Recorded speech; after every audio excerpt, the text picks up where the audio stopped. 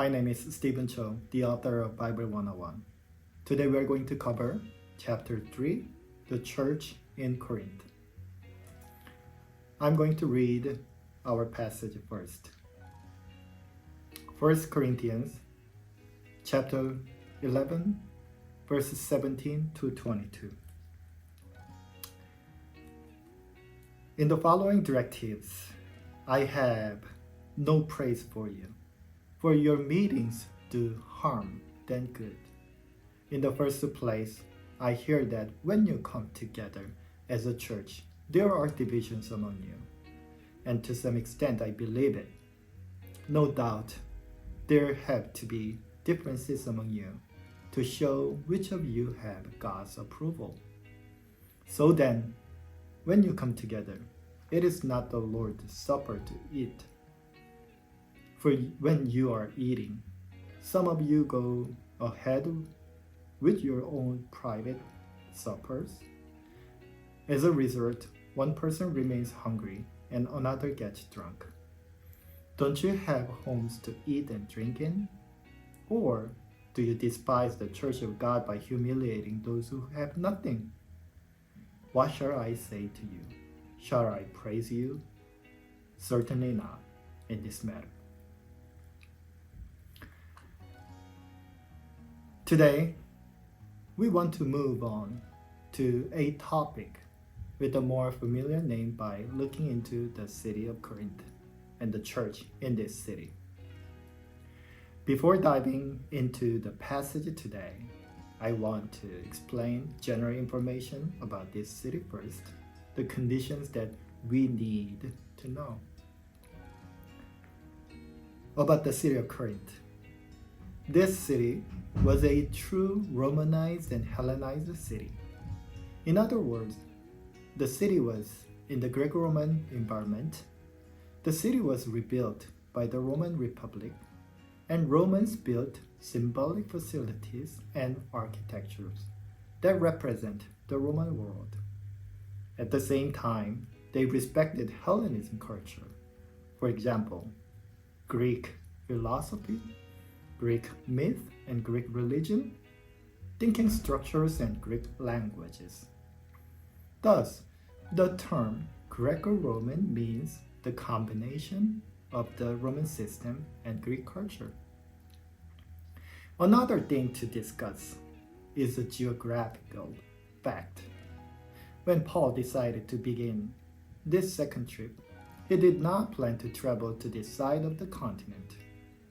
Basically, the first trip covers the left side of the Middle Eastern area, mainly modern-day Turkey.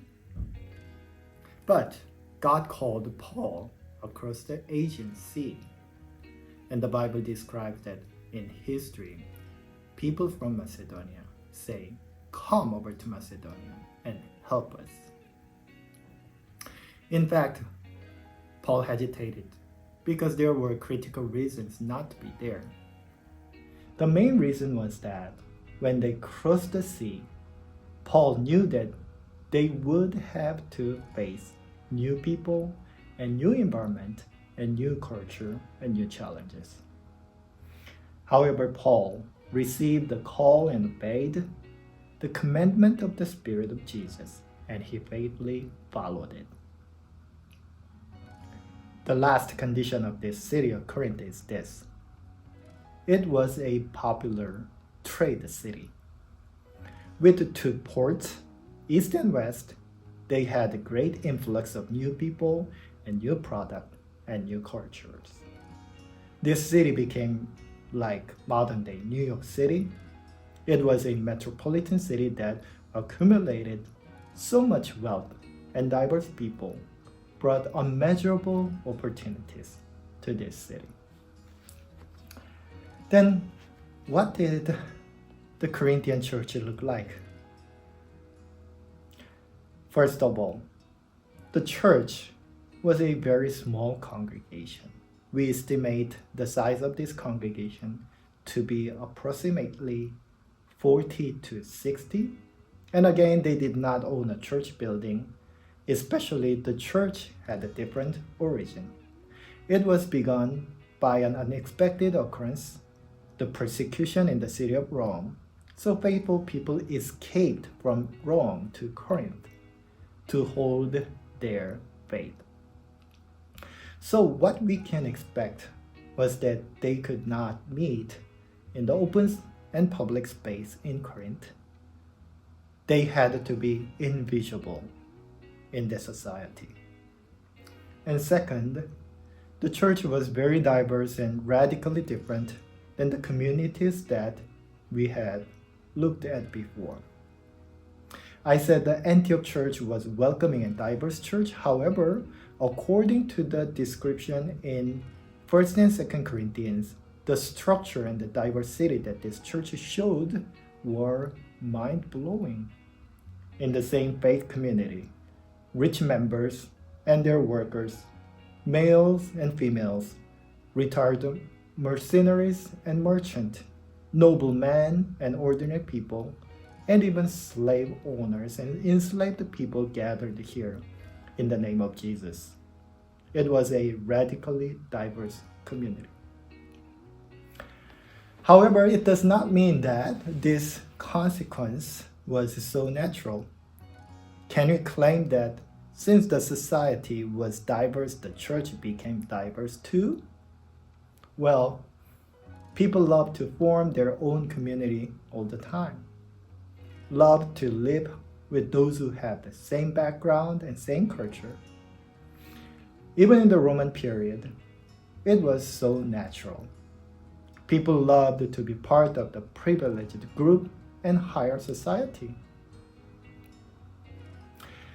So regarding the diversity, I should conclude that this congregation had strived to perform radical hospitalities and warm welcoming. Lastly, one of the most important concepts that I need to bring up was the Roman idea of honor and shame thought. This means that especially in the Middle East and Hellenism Roman societies, the concept of honor and shame was very critical to support their social system. Roman people structured the patron and client culture.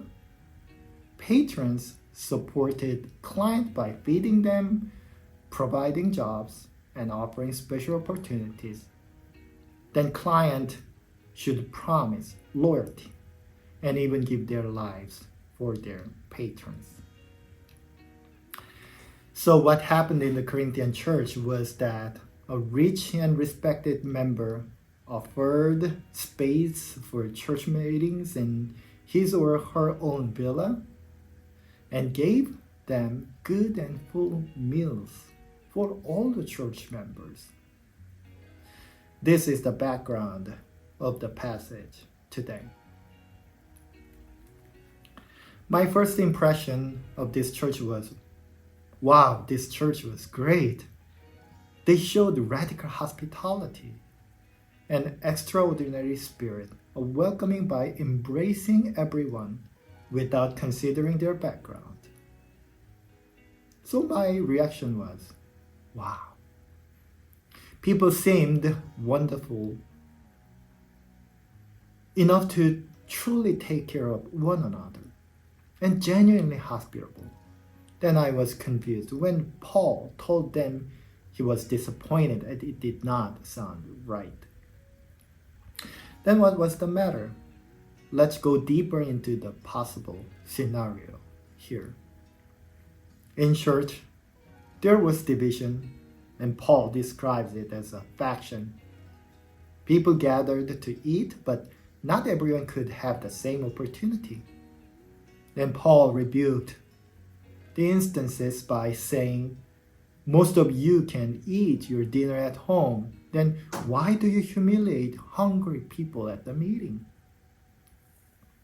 We can start from here by looking at the first picture. Do you know what this is? The painting Last Supper by Da Vinci. Then you can see the other pictures, painting about the Last Supper of Jesus, Which one do you think technically and practically looks correct? Recently, scholars believe that Da Vinci's painting did not correctly describe the scene. It's good to see everyone here, but it might not be effective to have a long table in the dining area. And everyone was sitting on one side only. We have another form of the dining room, the next picture, which was very common in Greco-Roman world. This dining room was called the triclinium, which means 3 benches, 3 recliners. The Roman dining room has 3 benches and people reclined to eat and talk endlessly. So, we can imagine a possible conflict in this scene today. The church gathered at one of the rich members' houses every week, and the host provided church members with free meals. The host must be a very generous patron. In the first century, the first Christians began their communion by having dinner together, and sharing messages and Holy Communion followed after. So it was very critical to join the full dinner schedule. It was a fellowship service and an ancient way of Christian worship. Then think about the structure. Triclinium, a maximum 12 people could sit there to join. And probably rich friends and higher friends could come early to take their seats. Then how about the other 30 to 40 people who had to work during the day and come to this feast later? And what would they do? They had to wait until the first feast for the selected people ended. This is a typical setting of Roman villa. Here is another serious claim. While 10-12 people enjoyed their meal first, most of the lower class members, merchants, daily workers, and enslaved ones, females, children, and elderly people without good retirement plans, they had to wait in the garden called the atrium. One prominent scholar and archaeologist, Murphy O'Connor, pointed out that the possible sin of their communion. And he said, in the house, people from the kitchen destined for the triclinium had to be carried through the atrium. The people in the atrium in the garden had to see that the rich owner of the villa served his or her friends first, and the rest of them had to wait for their turn and see the tasty food was being served. This is why Paul rebuked this community, especially the leaders of this community. And he said, you can eat dinner at your house first. And why do you humiliate the hungry and poor people in your congregation? Can you see the story behind this passage? The church could not reveal its identity in public, so one member generously volunteered to host the entire group at the house by offering lots of food and great services. But due to the limited conditions, the dining space was not enough to invite everyone, and many of them had to wait outside until the first set of feast ended.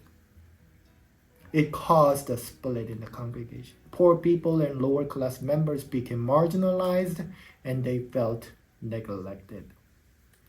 Then what would you say? I think this is a complicated situation. Even if patrons tried to fulfill their social and cultural expectations, they faced the uncomfortable situation. In my opinion, the Corinthian church deserves some compliments. They performed radical hospitality and welcoming to embrace everyone beyond the cultural and social classifications and the boundaries that the society had configured. However, no matter how much we strive to follow God's call, there will always be difficult challenges and unexpected conflicts. The Bible does not specifically describe more about what happened later and how they handled it. Who knows the stories after the passage? But I know this. It is our question too. How can we handle similar challenges today? In our message today, I wanted to represent one concept: courage.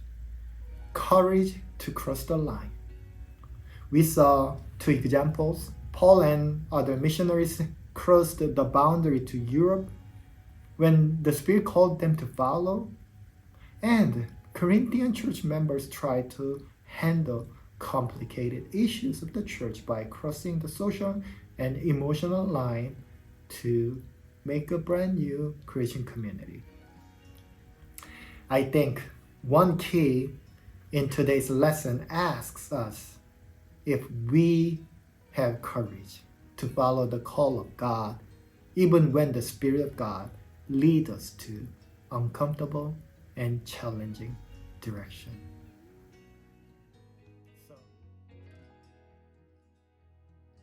If you have any questions or comment, please feel free to send me an email at pastorstephencho@gmail.com.